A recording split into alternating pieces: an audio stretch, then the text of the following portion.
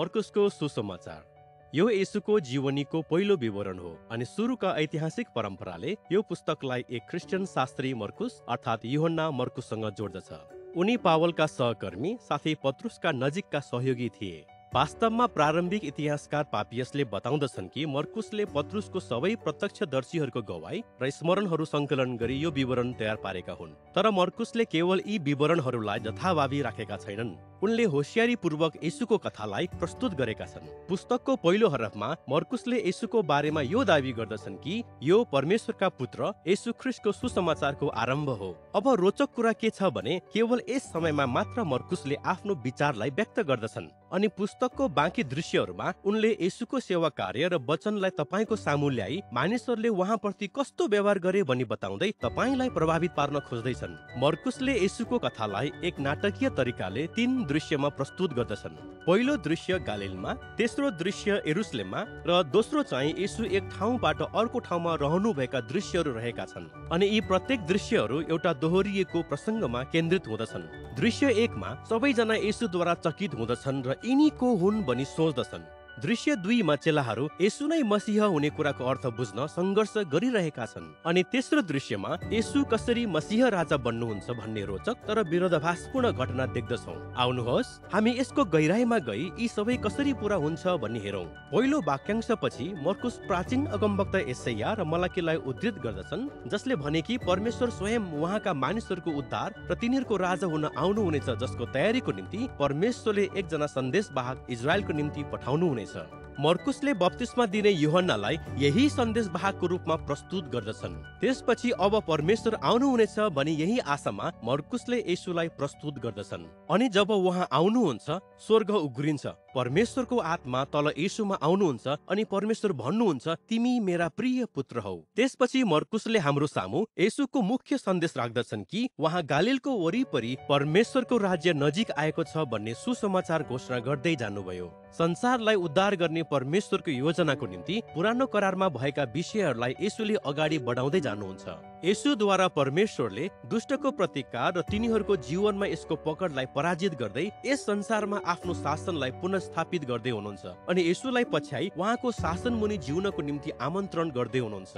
अब यहाँदेखि उता येशूको शक्ति र उहाँद्वारा ल्याइएको परमेश्वरको राज्यलाई प्रकट गर्न मर्कुसले धेरै कथाहरू प्रदान गर्दछन्। उहाँ बिरामीहरू, दुखितहरू वा अन्धकारको शक्ति मुनि दबिएका मानिसहरूलाई निको पार्दै हिँड्नुहुन्छ अनि येशूले यहुदीहरूको निम्ति पनि केही गर्नुहुन्छ जो परमेश्वरले मात्र गर्ने अधिकार छ। उहाँले मानिसहरूको पाप क्षमा गर्नुहुन्छ।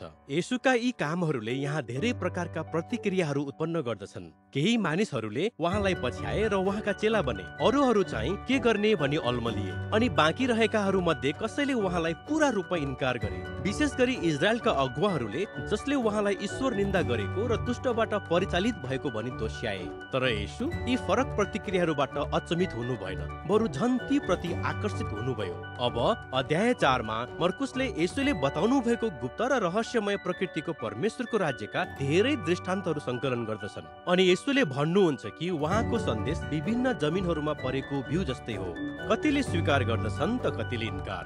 या यो रायोको दाना जस्तो एकदमै सानो, हेर्दा सानो तर सबैलाई छक्क पार्ने गरी धेरै ठुलो गरी बढ्ने। येशूले भन्न खोज्नु भएको यो हो कि उहाँ वास्तवमै परमेश्वरको राज्य ल्याउनु हुने मसीह हुनुहुन्छ, तर सबैले अपेक्षा गरे जस्तो प्रकारले त होइन।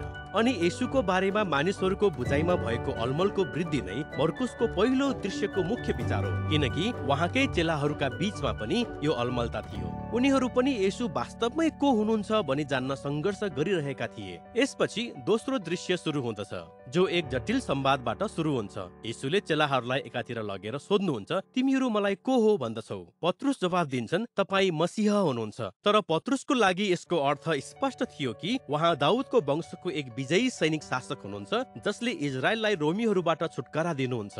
तर येशूको निम्ति मसीह हुनुको अर्थ उहाँ यशायाह 53 को कष्टित सेवक राजा जसले यरुशलेममा आफ्नो जीवन त्याग गरी परमेश्वरको शासन ल्याउँदै हुनुहुन्छ भन्ने हो। तर पनि चेलाहरूले यो कुरा बुझ्दैनन्। तिनीहरूले यो सोचे कि राजा येशूलाई पछ्याउनुको अर्थ नाम, पद र मर्यादा कमाउनु हो। तर येशू स्पष्ट पार्नुहुन्छ कि उहाँलाई पछ्याउनु वास्तवमा मर्नु जस्तै हो, अर्थात् आफ्नो क्रुस आफै बोक्नु हो। यसको अर्थ हिंसा, अहम र स्वार्थीपनालाई इन्कार गर्नु अनि आफैलाई अरूहरूको निम्ति सेवा र प्रेममा दिनु हो। यही प्रकारको संवाद उहाँले तिनीहरूसँग 2 पटक भन्दा बढी गर्नुभएको थियो अनि यही कुराको सार यसमा देख्दछौँ, किनकि मानिसको पुत्र सेवा पाउन होइन तर सेवा गर्न र धेरैका छुटकाराको मोलको निम्ति आफ्नो प्राण दिन आएको हो। चेलाहरूले अझै बुझ्दैनन्, तिनीहरूले अलमल र डरमा प्रतिक्रिया दिइ नै रहे। त्यसैले यहाँ दृश्य 2 मा मर्कुसले अर्को महत्त्वपूर्ण कुरा राख्दछन् जसले पुस्तककै परिचयको प्रतिध्वनित गर्दछ। येशूले आफूसँग 3 जना चेलाहरूलाई डाँडामा लैजानुहुन्छ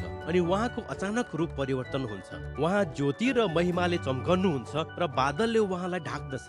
अब यो इजरायलका परमेश्वरको महिमा जस्तै हो, जुन धेरै पहिला सिनै पर्वतमा देखा परेको थियो। अनि सिनै पर्वतमा परमेश्वरको उपस्थितिमा रहेका यी 2 अगमवक्ता मोसा र एलिया येशूको छेउमा उभिएका छन्, जसै परमेश्वरले यिनी मेरा प्रिय पुत्र हुन् भनी घोषणा गर्नुहुन्छ।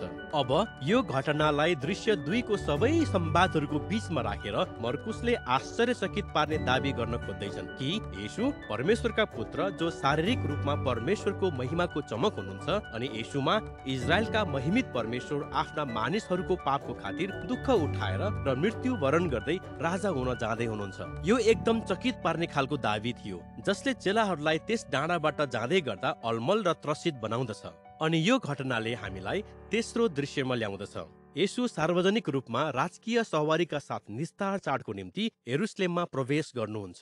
मानिसहरूले उहाँलाई मसीहको रूपमा जय जयकार गरिरहेका छन्। त्यसपछि उहाँ आफ्नो राजकीय अख्तियारको प्रयोग गरी मन्दिरको चोकमा प्रवेश गर्नुहुन्छ र बलिदानको विधिलाई रोक्दै त्यहाँका डाकुहरू र शोषकहरूलाई धपाउनुहुन्छ।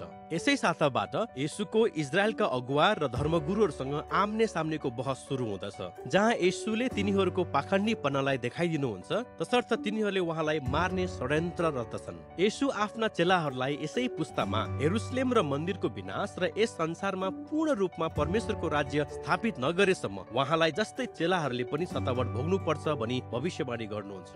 अनि यसैसँगै अन्तिम रातको घटनामा हामी पुग्दछौँ। येशू आफ्ना चेलाहरूसँग निस्तार चाडको अन्तिम भोज खानुहुन्छ, जुन इजरायलीहरूले निस्तार चाडको थुमाको मृत्युद्वारा दासत्वबाट छुटकारा पाएको घटनाको एक प्रतीक हो। येशूले यी प्रतीकहरू लिनुहुन्छ र तिनीहरूलाई नयाँ अर्थ दिनुहुन्छ। तिनीहरूले पाप र मृत्युबाट छुटकारा हुने कुरा औल्याउँछन्, जुन कष्टित सेवक मसीहको मृत्युबाट हुनेछ। यहीँबाट यो कथा येशूको पक्राउ, इजरायलका पुजारीहरू र रोमी शासक पिलातसको सामु अघि बढ्दछ। अन्ततः येशूलाई क्रुसमा टाँगिन्छ अनि यो यस्तो घटनामा टुङ्गिन्छ जुन दृश्य 1 र दृश्य 2 का मुख्य दृश्यसँग मेल खाँदछ। यस घटनामा बादल होइन, अन्धकार माथिबाट आउँदछ। स्वर्गबाट ईश्वरीय आवाजको सट्टामा येशू मर्नु अघिको पुकाराको आवाज आउँदछ। अनि सबैभन्दा अचम्म त रोमी सिपाही जसले येशूलाई मरेको देख्दछ, उसले कुरा बुझ्दछ अनि येशूको बारेमा यो कुरा घोषणा गर्दछ कि साँच्चै नै यी मानिस परमेश्वरका पुत्र रहेछन्। यो कथामा उनी पहिलो व्यक्ति हुन् जसले येशूको चकित पार्ने दाबीलाई पहिचान गरेका छन् कि क्रुसमा टाँगिएका परमेश्वरका पुत्र जो मसीह हुनुहुन्छ, नासरतका येशू जो आफ्ना मित्र र शत्रुहरूको लागि मर्नुभयो। त्यसपछि येशूको शरीर चिहानमा राखिन्छ।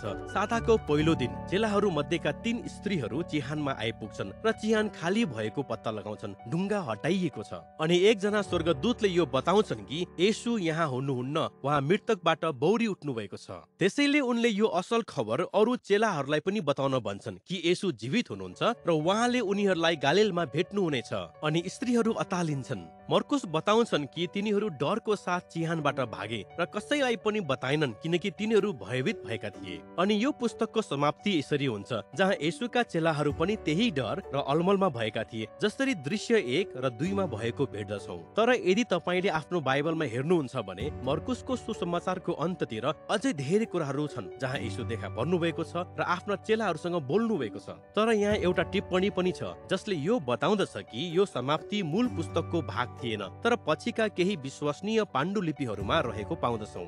यो सम्भव छ कि वास्तविक पाण्डुलिपिहरू हराएको हुन सक्छ वा सायद मर्कुसले लेखिसकेका थिएनन् होला। तर यस प्रकारको अचानकको समाप्तिमा लेखकको मनसाय रहेको देखिन्छ।